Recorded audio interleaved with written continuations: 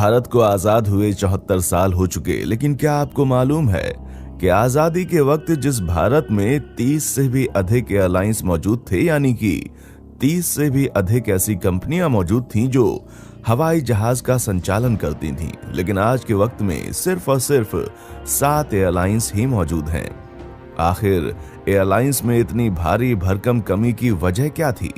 जब अंग्रेज भारत छोड़कर गए उस वक्त भारत, पाकिस्तान और बांग्लादेश को मिलाकर पूरे अखंड भारत में लगभग 65,000 किलोमीटर रेलवे लाइन मौजूद थी। तो आजादी के बाद 74 सालों में भारतीय सरकार ने रेलवे लाइन में कितना विस्तार किया? जब अंग्रेज भारत छोड़कर चले गए उस वक्त भारतीय रुपए की कीमत लगभग डॉलर के बराबर थी। आखिर ऐसी कौन सी वजह है कि आज $1 74 या 75 रुपए के बराबर पहुंच गया है? आज के इस वीडियो में हम आपको यही बताएंगे कि आजादी के 74 सालों के बाद कौन सी चीज बेहतर हुई है और कौन सी चीज ऐसी थी जो आज से 74 साल पहले बेहतरीन हालत में थी। आज उसकी तस्वीर बदल गई है। तो सबसे पहले हम जिस चीज के बारे में बात करेंगे वो है 1947 के वक्त जब हमारा देश आजाद हुआ था। तो भारत का एयरलाइन कैसा था? आपको जानकर हैरानी होगी कि 1947 में जब अंग्रेज भारत छोड़कर चले गए उस वक्त हमारे देश में इंडियन नेशनल एयरवेज, एम्बेक Airways, Kalinga Airways, Air Service of India, Bharat Airways, Himalaya Aviation, Deccan Airways सहित लगभग 30 से अधिक एयरलाइंस इंडिया में मौजूद थीं। यानी कि 30 से भी अधिक संस्थाएं ऐसी थीं जो कि भारत में हवाई जहाज की सुविधाएं प्रदान करती थीं।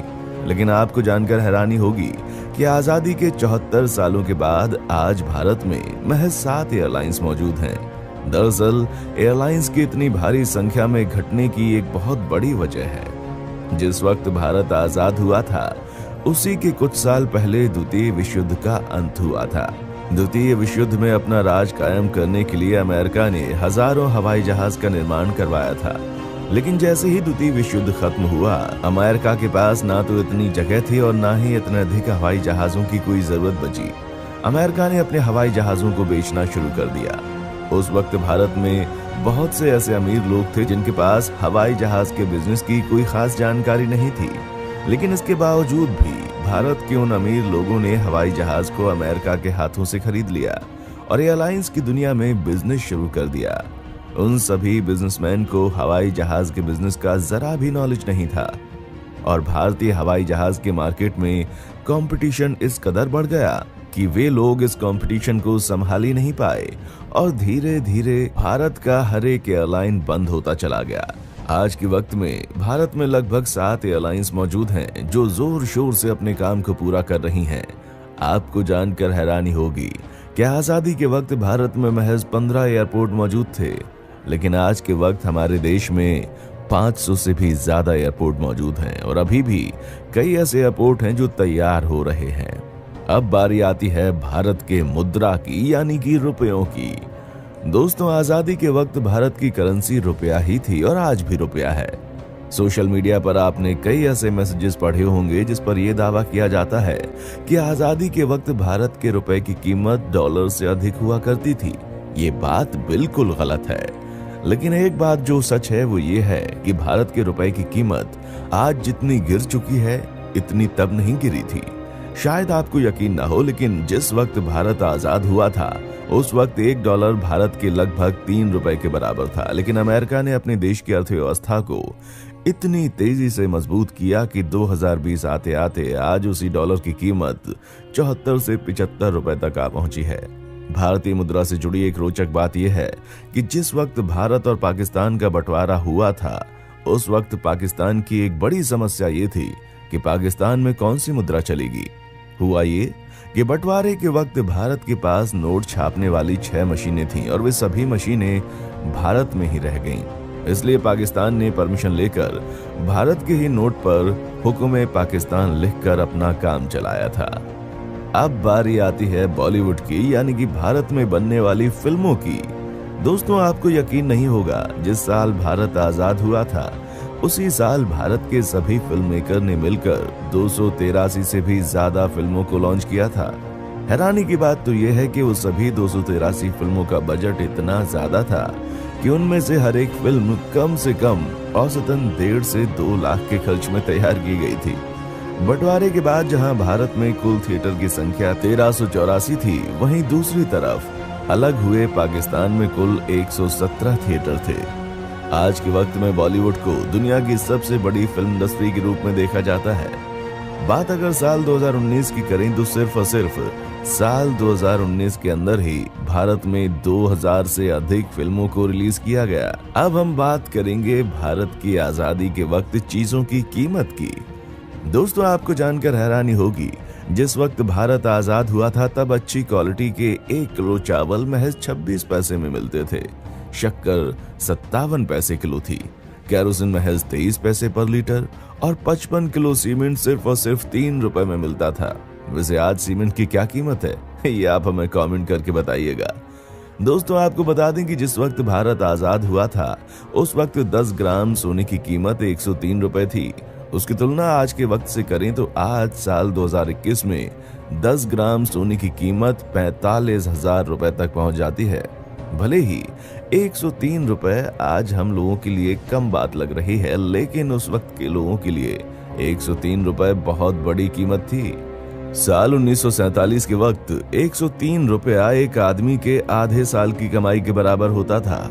और आप अंदाजा लगा सकते हैं इससे कि कोई आदमी अपने 6 महीने की कमाई से 10 ग्राम सोना कैसे खरीद सकता था। साल 1947 के वक्त भारत में रहने वाले आम आदमी की औसत सालाना कमाई 270 रुपए के आसपास होती थी। और हाँ, आपको बताना तो हम भूल ही गए, जिस पेट्रोल को आज के वक्त में हम लोग 100 रुपए प्रति लीटर खरीदते हैं, साल 1947 के वक्त उसी पेट्रोल डीजल की कीमत महज 30 से 40 पैसा होती थी। वैसे देखा जाए तो साल 1947 वो दौर था जब भारत में पेट्रोल और डीजल की डिमांड ज्यादा नहीं होती थी जितनी की आज है। आज के वक्त में हर घर में 4-4 बाइक्स मौजूद हैं, तब के लोग साइकिल से चलते थे। बात अगर 1947 के दौरान भारत के साक्षरता की करें, यानी कि पढ़ाई लिखाई की, तो आजादी के वक्त पूरे अखंड भारत में सिर्फ 12% लोग ही पढ़ लिखे थे। उस वक्त पूरे देश में कुल 5000 हाई स्कूल, 600 इंटर कॉलेज और 25 यूनिवर्सिटीज मौजूद थी। अगर इसकी तुलना आज के वक्त से करें तो शायद आपको यकीन नहीं होगा, इस वक्त हमारे भारत में सभी स्कूल और कॉलेज को मिलाकर उनकी संख्या 14,94,000 से ज्यादा हो जाती है। और वहीं आजादी के वक्त जहां भारत के सिर्फ 12% लोग पढ़े लिखे थे, आज के वक्त में 77% से ज्यादा लोग साक्षर हैं। वो बात अलग है कि आज भी हमारे भारत के पढ़े लिखे साक्षर लोगों का वोट महज 500 रुपए में कोई भी नेता खरीद लेता है। ये बड़ा ही दुर्भाग्य है हमारा। अगर भारत की लाइफ लाइन यानी कि भारतीय रेल की हम बात करें तो भारत में इसकी शुरुआत अंग्रेजों ने साल 1853 में की थी। उस वक्त मुंबई में महज 33 किलोमीटर की दूरी को तय करने के लिए उस रेलगाड़ी को 3 इंजन की जरूरत पड़ी थी और उसके बावजूद भी 75 मिनट का वक्त लग गया था। हालांकि अंग्रेज भारतीय रेल में धीरे धीरे तकनीकी सुधार करते गए और साल 1947 में जब वे भारत छोड़कर गए तो उस वक्त भारत, पाकिस्तान और बांग्लादेश तीनों ही देशों को मिलाकर यानी कि अखंड भारत में 65,185 किलोमीटर लंबी रेल लाइन थी। देश की पूरी रेलवे व्यवस्था देसी राजवाड़ा और प्राइवेट कंपनियों के हाथों में था। धीरे धीरे भारत सरकार ने रेलवे को पूरी तरह से अपने हाथ में ले लिया। वहीं अगर हम बात 1947 के दौरान भारत के सड़कों की करें तो भारत के हाईवे, जिसे हम नेशनल हाईवे कहते हैं, आपको जानकर हैरानी होगी कि जिस वक्त देश आजाद हुआ था उस वक्त भारत में सिर्फ 21,000 किलोमीटर लंबी नेशनल हाईवे मौजूद थी। लेकिन साल 2021 आते आते भारत में नेशनल हाईवे 1,50,000 किलोमीटर से भी ज्यादा लंबा हो चुका है और इसकी लंबाई लगातार बढ़ती जा रही है। जिस वक्त भारत देश आजाद हुआ था उस वक्त भारत में कोई भी ऐसा रेलवे लाइन नहीं था जहां पर ट्रेन इलेक्ट्रिसिटी की मदद से चलती हो। लेकिन साल 2021 आते आते भारत का लगभग 80% रेलवे इलेक्ट्रिसिटी पर चलता है। उम्मीद करते हैं कि ये जानकारी आपको अच्छी लगी होगी। वीडियो अच्छी लगी है तो इसे लाइक करें और हमारे चैनल को सब्सक्राइब करें। बेल आइकन को ऑन करना बिल्कुल मत भूलिएगा, क्योंकि the earth adventure in Hindi की टीम आपके लिए हर रोज ऐसी जानकारियों से भरी वीडियोस लाती रहती है।